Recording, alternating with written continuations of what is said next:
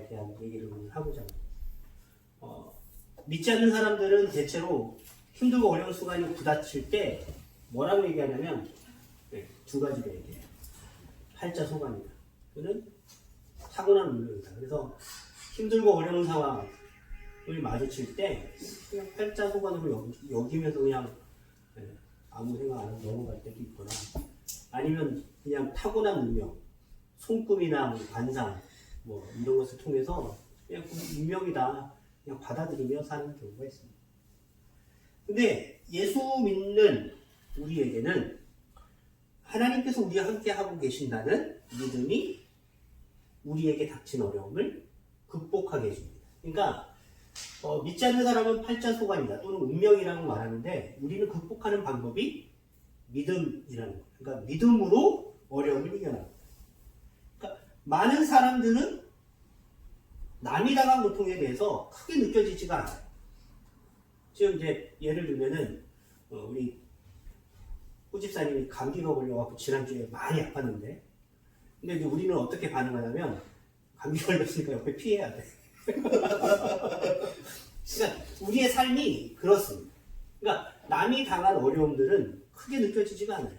그냥 그 사람 그 고통이라고 여겨요. 오히려 어떤 경우에는 그 고통에 대해서 그것도 못 참아? 비난할 때도 있고 야 네가 그렇게 손도 안 씻고 그러니까 걸린 거야 이렇게 질책할 때도 있습니다. 근데 정작 자신한테는 그 문제가 굉장히 심각하고 어려운 일입니다. 이런 고통이 우리한테 있을 수도 있고 또는 우리 자녀들한테도 그런 고통이 있을 수 있습니다. 그러면 오늘 우리가 배워보고자 하는 게 무엇이냐면 절망적인 상황을 어떻게 극복해 나가고 어떤 생각을 가지고 있어야 할지 오늘 알아보고자 하는 거예요. 그러니까 힘든 일을 모든 사람은 다 경험합니다. 예수님을 믿는 사람이라고 해서 어려움을 겪지 않는 것이 아니고 오히려 예수님을 믿는 것 때문에 어려움을 겪을 수가 있어요.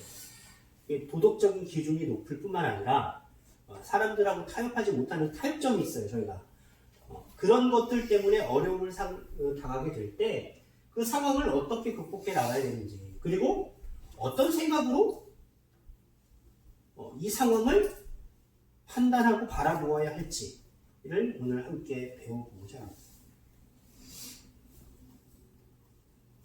아까도 우리 예강이할 때 얘기했는데 어린 시절 오늘 요셉의 이야기를 하고자 하는데 어린 시절에 요셉은 굉장히 행복했어요. 그러니까 아버지의 모든 사랑을 독차지하고 살았습니다. 나머지 그러니까 요셉에게는 야곱에게는 부인이 4명이 있었어요. 그 중에 제일 사랑하는 아내는 라헬입니다. 근데 라헬의 아들, 유일한 아들이 누구냐면 요셉이에요. 그리고 요셉은 또 그 형제, 11형제 중에 막내였습니다. 그러니까 지금 제일 사랑하는 아내의 아들인데 그 아내가 또 막내야. 그러다 보니까 야곱의 모든 사랑을 독차지하고 살았어요. 그래서 그 형들은 그냥 아무 옷이나 입혔는데 요셉은 특별하게 채색 옷을 입혔어요. 그러니까 지금으로 따지면 나머지 형들 10명은 그냥 대충 시장에서 사다 입혔는데 막내는 진짜 좋은 아베크롬비나 뭐 이런 걸 사다 입혔다는 거예요. 그러니까 되게 잘 차려입고 아버지의 사랑을 독차지하고 좋은 것을 먹고 행복하게 살았는데 형들은 전부 양치로 나갔어요. 그러니까 형들의 입장에서 보면 요셉은 되게 행복하게 살았어요. 그러니까 형들이 다 나가서 양치는데 요셉만 혼자 집에서 아빠랑 있었다는 거예요. 그러니까 그만큼 사랑을 받고 살았는데 어느 날 이 아이가 꿈을 꾸게 됩니다. 이 꿈이 두 가지잖아요. 첫 번째가 꿈이 이것인데 우리가 밭에서 곡식을 묻더니 내 단을 일어서고 당신들의 단은 내 단을 둘러서서 절하더이다. 이게 무슨 의미인가요? 후집사님 이게 어떤 의미 같아요? 여기에 만약에 우리가 다 있었어. 꿈을 꿨는데 그러니까 예강이가 애기 삼촌 나 꿈을 꿨어 얘기하면서 우리가 다 이렇게 곡식을 읽었는데 각 곡식당마다 이름이 있단 말이야. 근데 예강이를 가운데 두고 나머지가 다 절을 하더라. 이렇게 꿈 얘기를 하면 그 얘기는 에릭 집사님은 예강이에게 누가 된다는 거죠? 종이 되는 거예요. 얘한테 절을 한다고. 지금 기파 벌써 눈을 벌써 할기잖아. 근데 이 얘기를 형들한테 했다는 거예요. 근데 형들이 안 그래도 얘 혼자 사랑을 받고 엄마가 다 다른 상황에서 나는 맨날 허름한 옷 입고 양을 치고 있는데 이놈만 깨끗한 옷을 입혀갖고 집에서 놀게 하니까 기분이 나쁜 터에 이 얘기를 하니까 화가 굉장히 많이 났어요. 그리고 나서 두 번째 꿈 얘기를 하는데 이게 또 내가 꿈을 꾼즉 해와 달과 열한 별이 내게 절하더라. 그러니까 이게 지금 해도 절하고 달도 절하고 별도 절하는 사람. 그러니까 온 우주에서 가장 뛰어난 인물이라는 것을 얘기한 거예요. 그냥 얘는 단지 꿈 얘기를 한 거야. 근데 그 꿈 얘기를 하고 나서 아버지였던 야곱 또한 화를 냈어요. 떼끼 이놈. 그러니까 해는 누구겠어요? 이 아버지가 다른 어머니 겁니다. 그러니까 아버지는 형제들이잖아요. 이 사람들이 자기한테 절하는 꿈을 꿨다는 거예요. 그러니까 아버지 입장에서도 이런 어린 놈이 발칙하게 꿈을 꿨다 하고 있는데 이 얘기를 듣고 형들이 무지 마음이 상했다는 거예요. 그런데 어느 날 형들이 아주 먼 곳에서 양을 치고 있는데 야곱이 이제 그 요셉한테 가서 심부름을 시켰던 것 같아요. 그래서 요셉이 형이 있는 그 먼 들판으로 심부름을 갔는데 형들이 요셉을 보고 뭐라고 그러냐면 꿈꾸는 자 가운데 저 새끼 저거 꿈꾸는 놈이 오네 하고 얘기했다는 거예요. 그런데 형들의 마음에 어떤 생각이 들었냐면 이게 정말 이루어지는가를 시험을 해보고자 했던 거예요. 그래?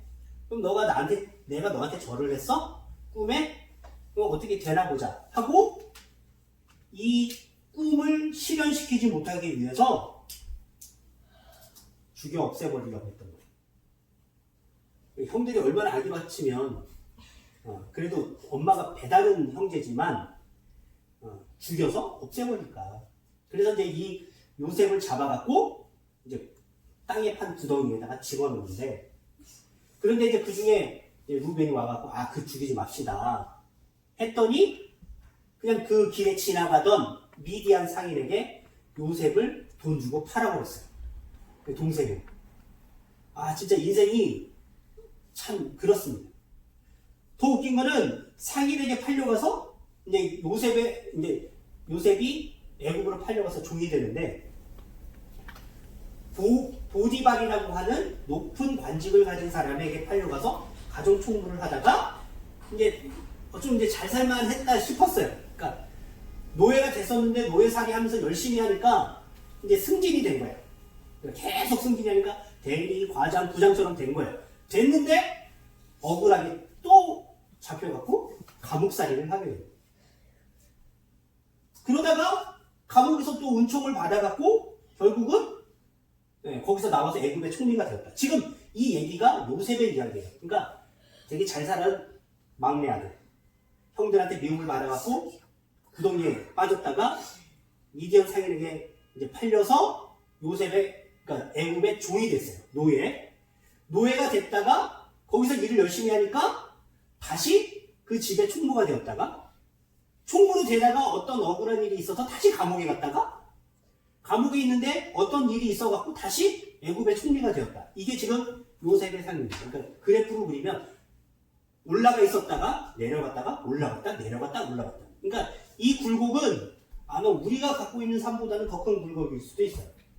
상당히 많은 굴곡을 갖고 있는데 우리가 볼 때 요셉이 그러니까 애굽의 국무총리까지 올라가니까 요셉의 고통에 대해서 크게 생각하지 않는 경우가 있어. 그냥 잘 됐으니까 모든 걸 잊어버리겠다. 근데 고통당한 사람은 그 일들이 기억이 납니다. 이런 과정을 거치면서 겪은 고통에 대해서 우리는 생각을 전혀 안 해요. 그 뒤에 이야기. 왜냐면 그냥 애굽의 국무총리로만 생각을 하고 나머지 뒤에 얘기하는데 오늘 함께 그 얘기를 해보고자 합니다.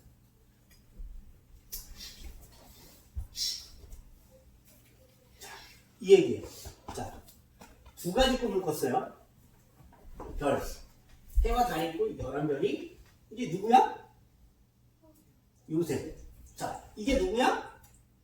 요셉. 그러니까 이렇게 돼 있었다는 거예요.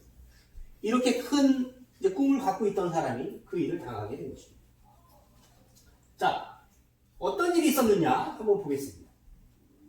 요셉이 형들에게 이름에 그 형들이 요셉의 옷, 곧 그 입은 채색 옷을 벗기고 그를 잡아 구덩이에 던지니 때에 미디안 사람 상부들이 지나는데라 그들이 요셉을 구덩이에서 끌어올리고 그러니까 여기까지는 어떤 생각했겠어요? 아, 살았다. 형들이 장난이었다 라고 생각할 수 있는데 은 20대에 그를 이스마엘 사람에게 팔았어요. 인신매매야.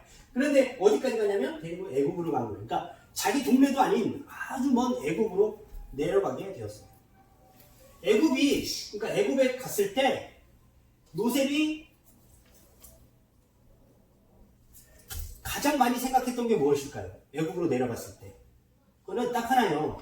집에 돌아가고 싶다라는 걸 거예요. 그러니까 아버지가 있는 곳, 엄마가 있는 곳으로 돌아가고 싶다. 제일 생각나는 것이 고향에 대한 그리움인데 그 자신을 사랑해준 어머니, 아버지에 대한 어떤 그리움이 있는 반면에 형들에 대한 마음은 국수에 대한 마음을 갖고 있었을 수도 있어요. 근데 언젠가 갚아주지라. 길거리 가다가 만나면 뒤통수 조심해라 이런 거 있잖아요. 그러니까 이런 마음을 갖고 있었던 거예요. 그 일이 얼마나 힘들었냐면 요셉의 마음을 시편 105편에 그렇게 기록되어 있어요. 그가 또 기근을 불러 그 땅에 임하게 하여 그 의뢰하는 양식을 다 끊으셨대요. 그는 누구냐면 하나님이에요. 그러니까 하나님께서 기근을 불러와갖고 온 땅에 가나안 온 땅에 그리고 애굽 온 땅에 임하게 해서 양식을 다 끊으셨어요. 그런데 한 사람을 보냈다는 거예요. 그게 누구냐면 요셉이에요. 한 사람을 앞서 보내셨으며 요셉이 종으로 팔렸도다. 그 발이 착고에 상하며 그러니까 이게 발 이렇게 차는 큰 수갑 같은 거 있잖아요. 그 몸이 쇠사슬에 매였으니 곧 여호와의 말씀이 응할 때까지다. 그 말씀이 그를 단련하였다. 자, 몸을 상하게 했다. 이렇게 되어 있습니다. 그런데 여기서 말하면 이 몸이 여기 몸을 히브리어로 보면 진짜 성경책으로 보면 몸이라는 말이 또는 혼이라는 말도 돼요. 영혼. 그러니까 몸도 상하고 마음도 상했다는 거예요. 내 속이 다 상해버렸어. 그만큼 힘들었다는 것입니다. 몸이 쇠사슬에 매었다고 변학할 수도 있고 내 마음이 쇠사슬에 매었다고도 볼 수 있습니다. 그러니까 사람이 힘들면 몸이 상할 뿐만 아니라 마음이 상해요. 그러니까 지금 현대 우리 말로 얘기하자면 엄청난 스트레스를 받은 거고 마음이 상해서 마음이 찢어질 것 같은 고통에 있었다는 거죠. 이 표현은 요셉이 얼마나 고통스러웠는지를 보여줍니다. 근데 그게 언제까지냐면 여호와의 말씀이 응할 때까지. 그러니까 여호와의 말씀이 응할 때까지 요셉이 고통을 당했고 그 고통이 어떻게 되냐면 결과가 그를 단련하였다. 그러니까 하나님이 어떤 고통을 사람에게 주셨는데 그 고통은 언제까지 가냐면 하나님께서 뜻하신 계획, 하나님이 그 말씀이 이루어질 때까지 그 고통은 계속된다는 거예요. 그리고 그 고통은 결국 어떤 결과로 났냐면 그를 단련했다는 거예요. 인격적으로 그리고 성품적으로 능력적으로 모든 면에 있어서 하나님이 어떤 고통을 통해서 만들어 가셨다는 거예요. 그러니까 반대로 보면 우리가 단련되기 위해서는 또는 하나님의 말씀이 이 땅에 이루어지기 위해서는 결국에 우리가 어떻게 돼야 되냐면 이거예요. 고통을 당해요. 여호와의 말씀이 응할 때까지 요셉이 그렇게 고통을 당했다. 그러니까 단련이라는 단어는 요셉이 얼마나 그 안에서 혹독한 시절을 보냈는지를 보여준다는 것이죠. 자, 우리 머릿속에 다시 한번 들여봅니다. 여호와의 말씀이 응할 때까지. 이게 되게 중요한 거예요.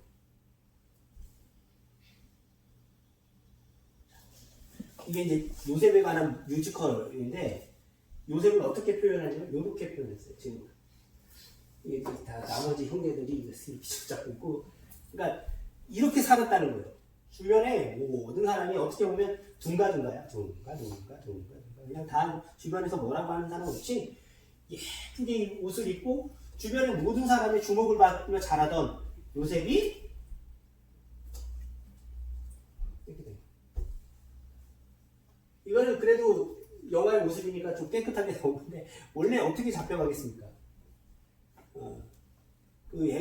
그 영화를 보거나 이렇게 특별히 노예시장 같은 영화를 보면 노예들은 어떻게 잡혀가냐면 빤스 같은 데만 입고 끌려가요.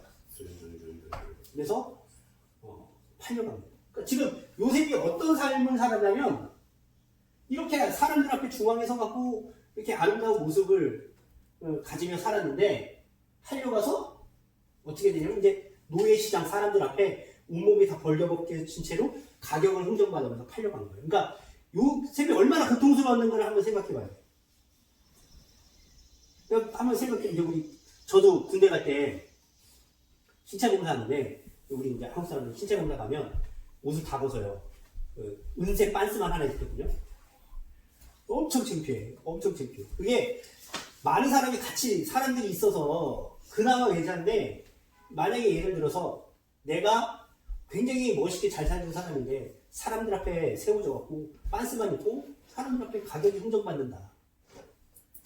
얼마나 큰 자존심의 상처를 받고 그래서 마음이 상할 정도로 힘들었다는 거예요. 낙타에 묶여서 끌려가고 노예시장에 끌려가서 인격적인 대우를 받지 못한 채 사람들 앞에 벌겨벗겨져서 흥정받으며 동물처럼 팔렸다.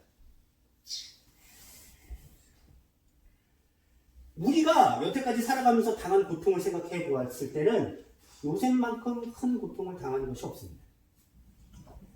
우리가 어디 가서 빨개 벗겨져갖고 사람들 앞에 끌려간 적도 없고 인격적인 모독을 받았다 하더라도 노예처럼 당하지는 않았어요.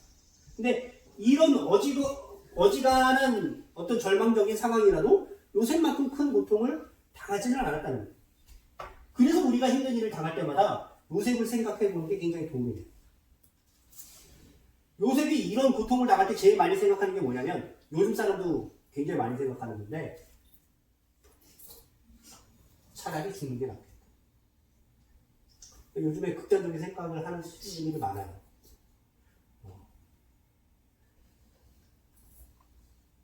이래서는 못 살겠다. 죽는 게 낫겠다. 언제 그랬을까? 그러니까 요셉은 한두 번이 아니었을 거라는 거예요. 형들한테 맞아갖고 구덩이에 묻힌 다음에 끌려져 나와갖고 팔려갈 때 정말 죽고 싶었을 거예요.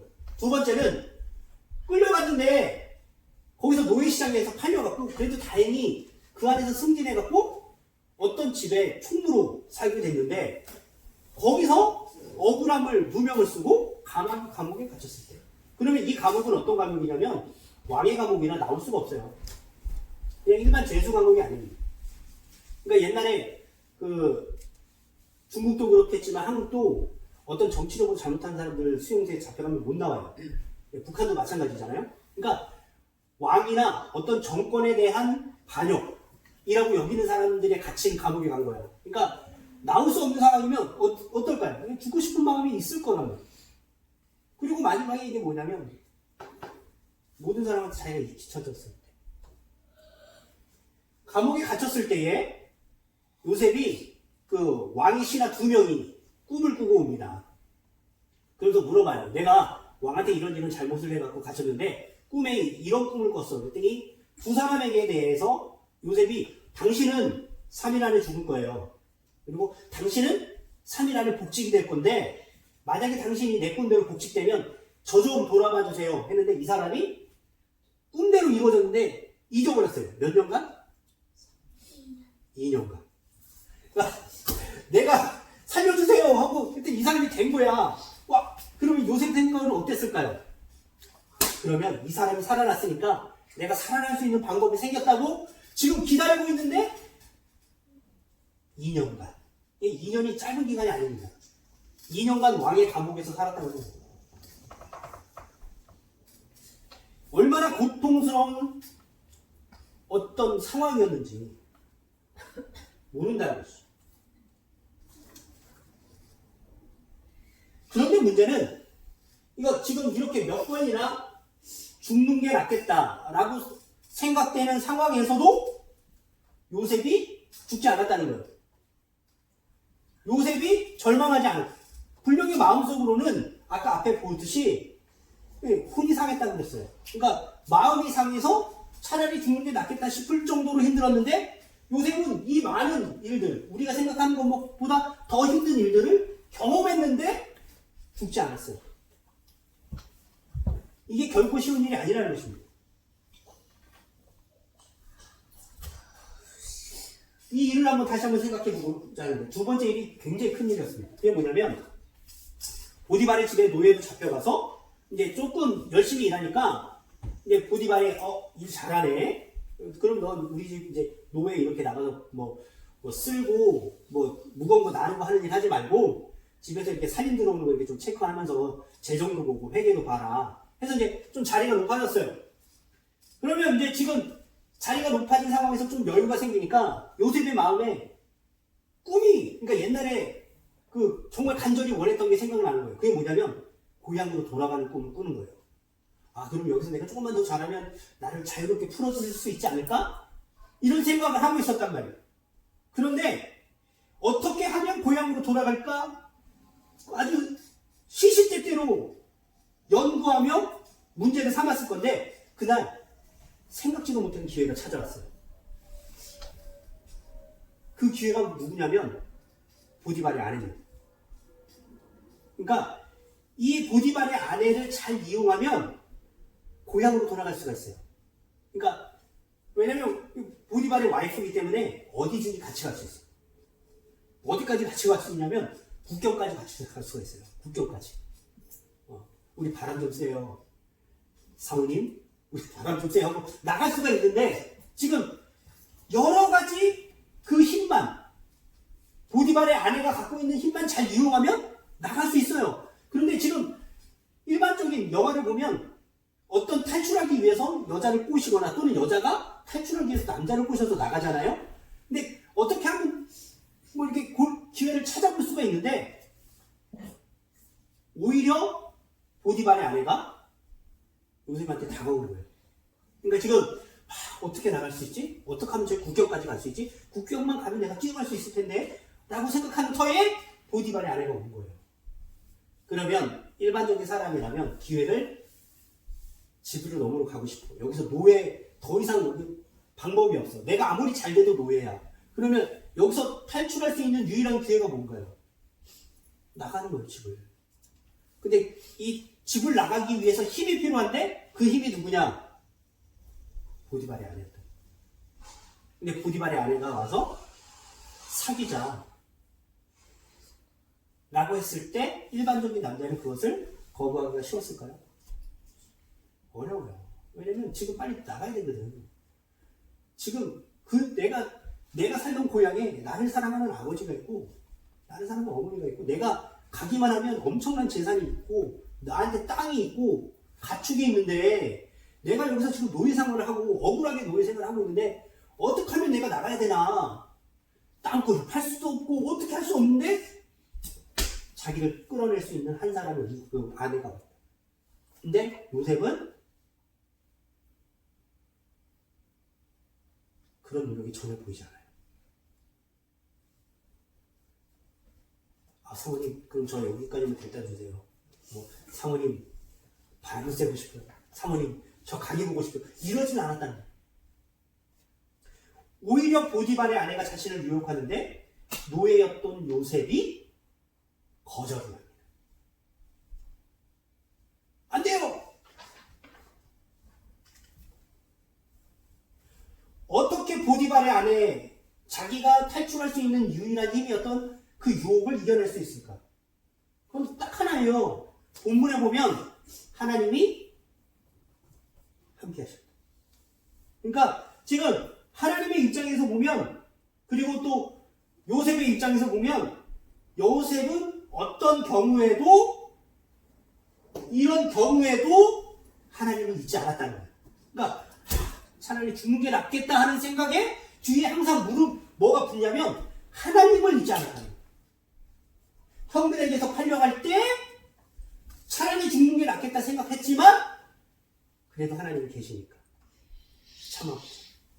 억울하게 감옥에 갇혔을 때 죽는 게 낫겠다고 생각이 들었지만 그래도 하나님이 계시니까, 자기가 잊혀져서 2년 동안 사람들 앞에 잊혀져갖고 감옥에 그렇게 갇혀 있는데도 죽는 게 낫겠다 생각할 수 있지만 그 안에 다른 어떤 마음이 있었냐면 하나님이 계시니까, 하나님이 나를 잊지 않으시니까, 하나님이 분명히 나를 살리실 거니까 그 생각을 잊지 않았다는 거예요.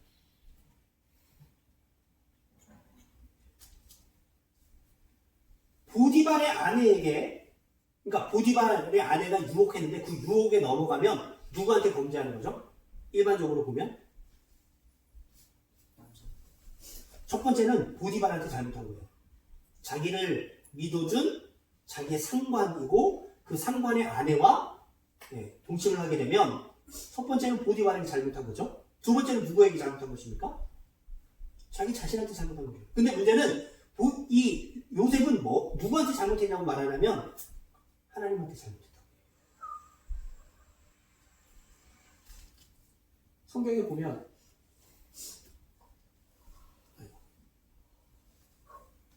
그런즉 내가 어찌 이 큰 악을 행하여 하나님께 득죄하리이까. 그러니까 모든 상황에 있어서 요셉이 어려운 모든 유혹, 어려운 절망을 이겨내는 방법은 뭐냐면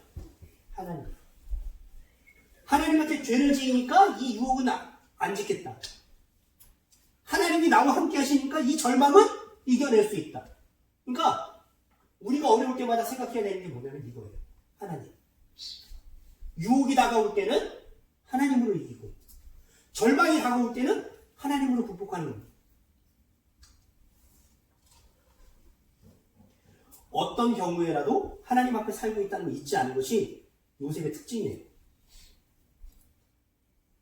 이 여자만 잘 이용하면 이 지긋지긋한 곳을 탈출해서 고향으로 갈 수 있다고 하는 생각이 들기도 전에 하나님 앞에서 옳으냐 그르냐를 먼저 따졌다는 거예요. 그러니까 어떤 생각이 들기도 전에 하나님을 먼저 집어넣는 거예요. 회사에서 일하다 보면 유혹이 많습니다. 특별히 이제 홈케어, 데이케어 같은 데 일하면 돈이 많이 왔다 갔다 해요. 그것을 이겨낸 방법은 딱 하나야. 그러니까 그래도 꽁돈이 왔다 갔다 하는데 남도 다 먹는데 나도 먹지, 이렇게 생각하면 끊임없이 그냥 그거에 휘말려서 사람들 앞에 잡혀 살아요. 근데 그런 일들이 있기 전에 뭘 생각해야 되냐면 하나님이에요. 하나님.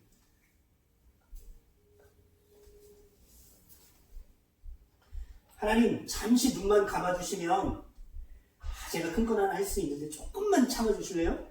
내가 잘 되면 하나님 섬길게요. 이런 사람들이 굉장히 많아요. 하나님, 요건 한 건인데, 이거 잡아야 되는데, 하나님은 조금, 하나님 앞에 좀 껄쩍지근한데, 조금만 한 번만 참아주세요. 하고 일하는 사람들이 굉장히 많아요.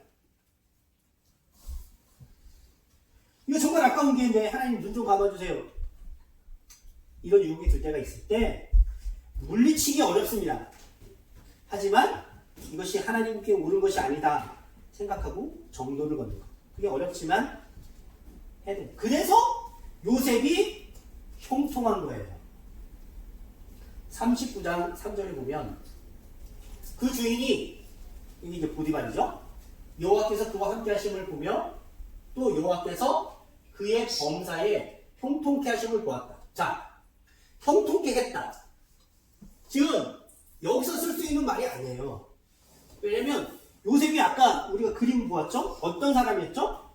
막내였고 채색 옷을 입으며 많은 사람의 관심을 받고 진짜 재벌 2세예요. 재벌 3세. 큰 재산을 갖고 온 땅을 가진 사람인데 이 사람이 지금 잡혀갖고 노예에 와갖고 노예 생활을 하고 있는 거예요.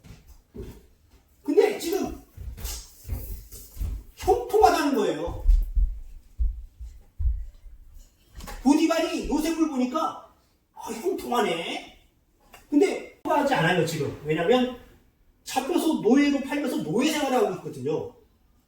근데 사람들은 형통하다 보는 거예요. 그러면 형통이 뭐냐? 이거예요. 견딜 수 없는 고통 가운데 하나님께서 조금 위로해 주신 것을 형통이라 말하는 거예요. 이거 되게 중요한 거예요. 그러니까 하나님께서 내가 어려운 상황인데 엄청난 복을 확 쏟아부으셔갖고 집어 끌어내는 것을 형통이라 말하지 않아요. 그 상황에서 견딜 수 있게 조금 주시는 것을 형통이라 말하는 거예요. 그래서 제가 사모님하고 물어본 게 복 받았냐고 여쭤본 이유가 이거예요. 다른 사람들의 입장에서는 복이 어떤 거냐면 집어 끌어내는 거란 말이에요.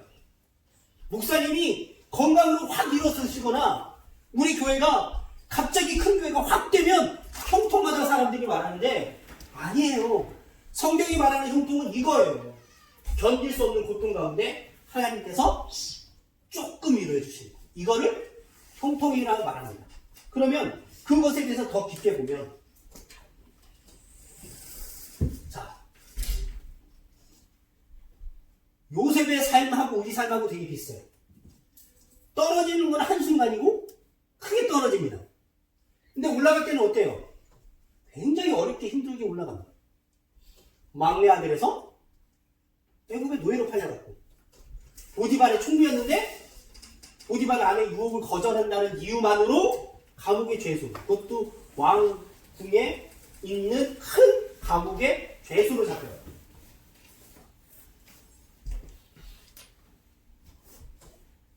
우리가 흔히 하는 말로 이거는 천국에서 지옥까지 떨어진 거예요. 아주 극단적인 예를 들자면 우리 예감이가 엄마 아빠의 사랑을 받다가 잡혔는데 다른 예를 들면 시리아나 이런 인질공로 잡혀갖고 거기서 노예로 산다. 이 정도의 큰 사건이란 말이에요. 그러니까 천국에서 지옥으로 떨어진 거나 마찬가지죠. 근데 여기서 지옥에서 떨어졌는데 어디까지 올라갔냐면 노예 중에 노예의 총으로 올라왔어요. 그러니까 지금 떨어지는 거는 이만큼 떨어졌는데 이만큼 올라왔어요. 근데 이거를 형통하다. 근데 여기서 이만큼 떨어졌는데 이만큼 올라왔는데 여기서 어떻게 되냐면 노예가 아닌 죄수. 그러니까 천국에서 지옥으로, 지옥에서 지옥 맨 밑바닥까지 떨어져요.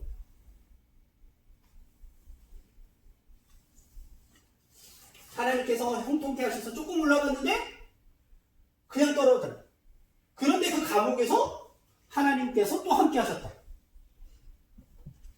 두 번이나 추락을 했는데 하나님께서 형통해서 올려주셨어요. 추락을 했는데 올려주셔서. 추락은 엄청나는데 올라오는 건 상당히 어려워. 조금 올라옵니다. 그러니까 우리가 생각할 때 하나님께서 나와 함께 하시면 그리고 나에게 형통함을 주신다면 내가 가지고 있는 어려움이 깨끗하게 풀어진다? 아닙니다. 요셉의 삶을 보면 하나님께서 나와 함께 하시며 만사를 형통하게 하신다는 것은 조금 힘을 주십니다. 그래서 제가 이렇게 성경을 보면서 하나님의 형통이 무엇이냐 이렇게 정의할 수 있습니다. 도저히 살아갈 힘이 없을 그때에 하나님께서 특별히 간섭해 주셔서 힘을 잃지 않도록 간섭하신 것을 형통하다 말하는 거예요. 그것이 하나님께서 그와 함께 하셨다고 그를 형통한 일을 인도하셨다는 거예요. 그러니까 다시 한번 도저히 살아갈 힘이 없을 때 그때에 하나님께서 특별히 간섭해 주셔서 힘을 잃지 않도록 지켜주신 것. 그 입장에서 보면 우리 모두 형통한 사람입니다. 아직까지 목사님 건강하실 것에 대한 믿음이 있고, 네, 힘을 잃지 않았어요. 저희 교회도 마찬가지예요. 우리의 삶도 마찬가지예요. 그러니까 도저히 차라리 죽었으면 좋겠다, 차라리 죽는 게 낫겠다, 그 생각 들 때에 하나님께서 힘을 잃지 않도록 지켜주신 것을, 죽지 않도록 지켜주신 것을 우리는 형통이라고 합니다. 이제 다 끝냈으면 좋겠다, 그 순간에 끝내지 않도록 거기서 버티고 살아남는 것을 하나님은 형통하게 하겠다고 말합니다. 그게 형통입니다. 근데 그 형통을 지나면 우리가 어떻게 된다고요? 하나님의 말씀, 그 뜻이 응하게 되고, 그것을 통해서 내가 단련되는 거예요.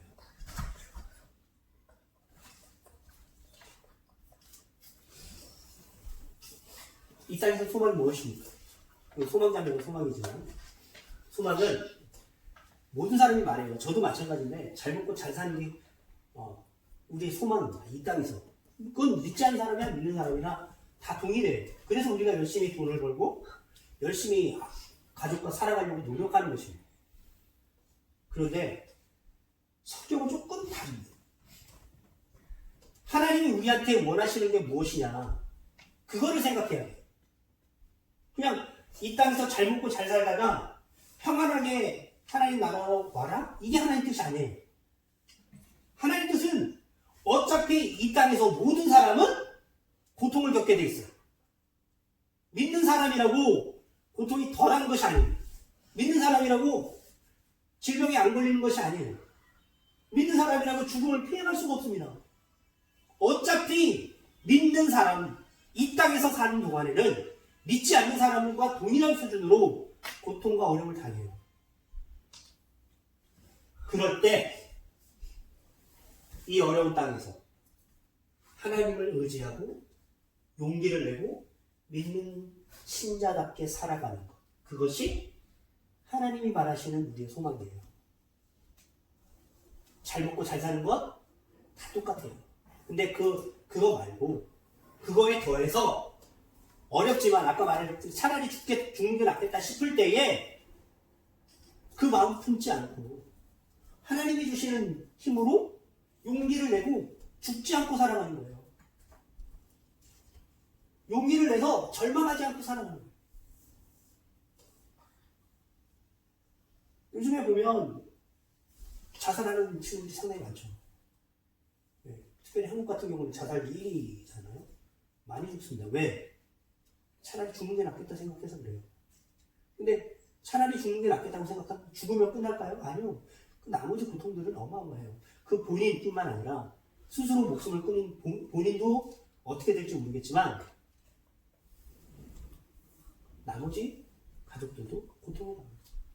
그때 어떻게 해야 돼요? 믿는 사람은 죽지 않아야죠. 이악물고 참아내야죠. 근데 그 참아내는 동안에 우리가 생각하는 것은 무엇이라고요? 요셉처럼 하나님을 잊지 않아요. 죽을 것 같이 힘들어도 하나님을 잊지 않아야 돼요. 나를 향한 하나님 뜻이 있다고 믿고 인내하며 살아가는 것. 오늘 우리가 성경을 통해서 좀 보기를 원해요. 하나님께서 때를 따라 풍성하게 채워주시는 건 맞습니다. 그런데 성경이 말하는 형통을 좀 길게 말했지만 이렇게 정의할 수 있습니다. 하나님께서, 그러니까 하나님이 해야 될 게 있고 사람이 있어요. 하나님께서 하나님의 때가 될 때까지 사람은 하나님의 뜻이 어디 있는지 모르지만 하나님께서 함께 하시며 인도하시며 좀 더 인내하기를 기다리고 계신다는 것을 사람이 믿고 견뎌낼 수 있도록 하나님께서 힘을 주신다. 이게 성경이 말하는 거죠. 하나님께서 하나님의 될 때까지. 근데 에릭 집사님이 하나님의 뜻이 어디 있는지 잘 몰라. 그리고 그러지만 하나님께서 함께 하시고 인도하시고 인내하고 내가 참아내기를 기다리고 계신다는 것을 에릭 집사님이 믿고 견뎌낼 수 있도록 하나님께서 힘을 주시는 거. 그게 형통이에요. 솔직히 우리가 다 모릅니다. 뭐 하나님의 뜻을 알면 쉽게 참아낼 수 있어요. 아, 이거 5년만 지나면 하나님 크게 해주시겠다. 그러면 정말 아무 문제 없이 참아낼 수 있는데 언제 될지 몰라. 그리고 그게 어떻게 이루어질지 모르는 상황에서 그래도 하나님이 나와 함께 하시니까 내가 참아내야지 하는 마음을 하나님께서 주시도록 기다려요. 이게 형통이에요. 그러니까 지금 좀 사는 게 어렵습니까? 마음이 좀 지겹고 이제 그만하고 싶다. 저도 이렇게 가끔 회사 가서 요즘에 약간 공황장애처럼 와요. 스트레스가 제가 이렇게 심박을 재보면 집에서는 60 뭐 이런데 회사 가는 순간 106으로 떠. 106. 확 올라갑니다.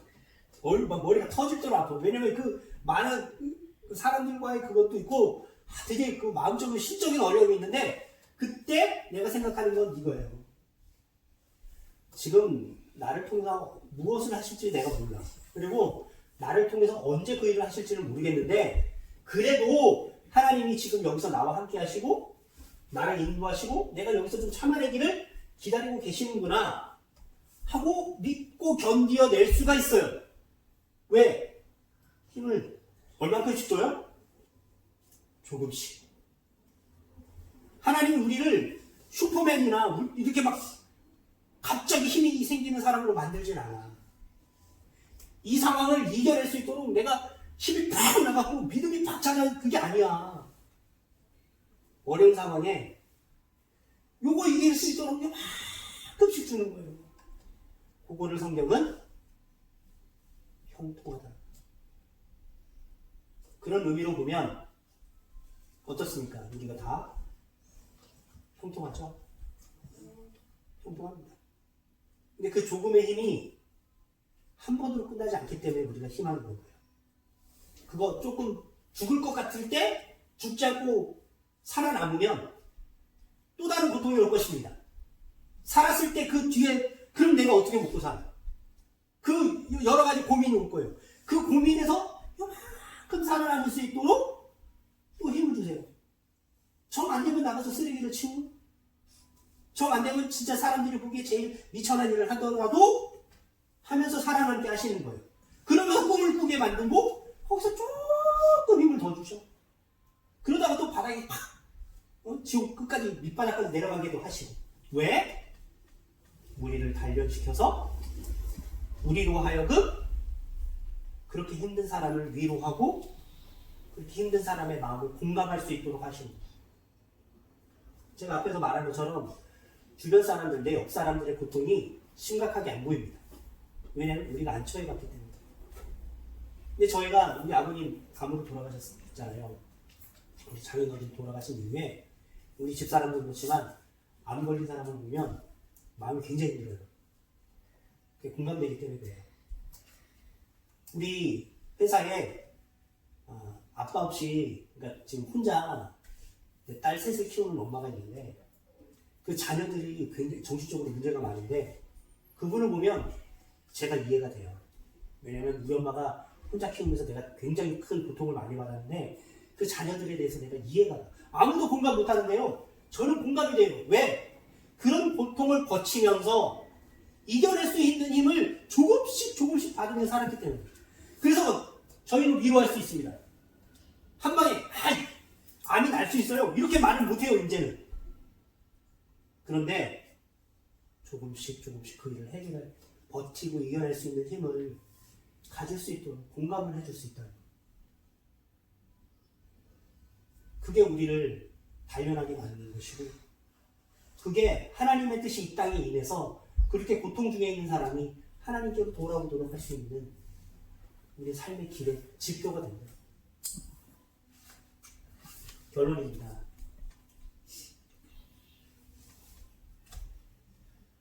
시편 119편 71절에 이런 말씀이 있습니다. 고난 당하는 것이 내게 유익이다. 이로 인하여 내가 주의 율례를 배우게 됩니다. 주의 율례라는 것은 하나님의 말씀, 하나님의 뜻이에요.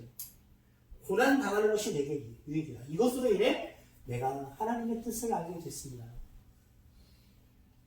하나님의 마음을 알게 됐습니다. 하나님께서 나와 함께 하시며 인내하고 승리하시기를 원하신다는 것을 기억하고 내가 이런 고난 당할 때 하나님께서 내게 무슨 복 주시려나 그러는지 기대하며 살았으면 좋겠어요. 그러니까 어려움 당했으니까 이제 그만하고 하자 이게 아니라는 거예요. 조금 하나님이 주시는 이 자그마한 위로를 붙들고 하나님을 잊지 않고 살아가다 보면 하나님이 나를 아주 강한 하나님의 사람으로 만들 뿐만 아니라 나를 통해서 그렇게 똑같이 나처럼 힘들어하는 사람들을 위로할 수가 있어요. 그리고 소망 집사님도 마찬가지일 거예요. PK잖아. 우리 애들도 PK예요.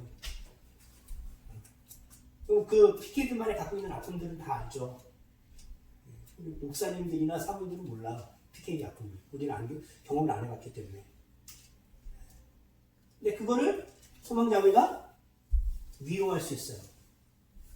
그 위로가 100% 그 일을 해결할 수는 없지만 조금씩 힘을 얻어서 포기하지 않고 살아왔던 어떤 경험이 있기 때문에 그 일을 이겨낼 수 있게 하시는 거예요.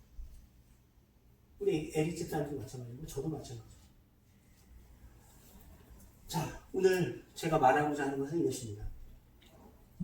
우리는 복 받은 사람인가요? 그 대답에 우리는 예라고 말할 수 있어요. 우리는 지금 형통한가요? 그 질문에 우리는 형통하다고 말할 수 있습니다. 왜?